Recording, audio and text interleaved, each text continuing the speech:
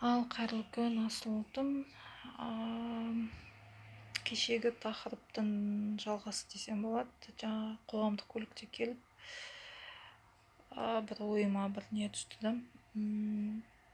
Сонда қыз баласын не деген сана сезімі деймін да, әкесінен анасынан көрмеген мейірімді, бөтен үйлі баранды отбасыға әке-шешесі ретінде қарауы, бұл енді білмеймін, триангуляцияның ең сорақы шығар.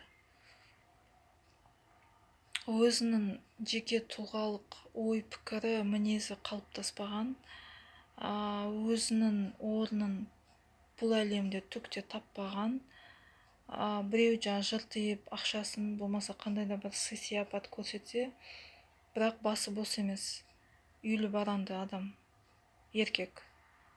Бұл әйел соның екінші, үшінші, төртінші, 55-ші жаңағыдай тек төсек қатынасы сол ақшаға сатылып, өзіне сол дұрыс деп ойлайды.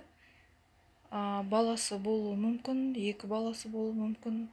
Мені кім алады?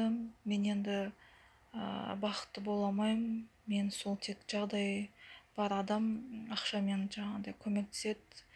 Жаңағыдай үй пәтерімді жалға төлеп береді, болмаса дүкенімді жалғасын несін пұлын төлеп береді, салығымды төлеп береді деп, бүкіл әйелдік қасиетін, күш-қуатын бір отбасыға төккені, білмеймін, бұл өте ауыр қарғыс деп ойлаймын. Мен сіздерге ашық айтайын, әйелі бар еркекке, күйеуі бар әйелге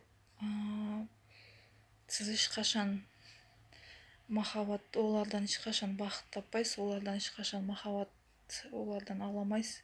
Сіз оларға батарейкасыз, зарядкасыз.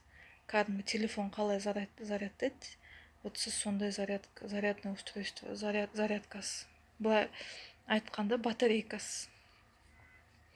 Сіз түк адамдық қалпыңыз жоқ, өзіңіздің жеке өміріңіз жоқ. Құдай сізге несібе де, әулеттен келе жатқан күш қасиет те сізге берілмейді. Өйткені сіз, былай қазақша айтқанда, шұлғауыз сізді пайдаланады да, керек емес біраз уақыттан кейін лақтырып жібереді.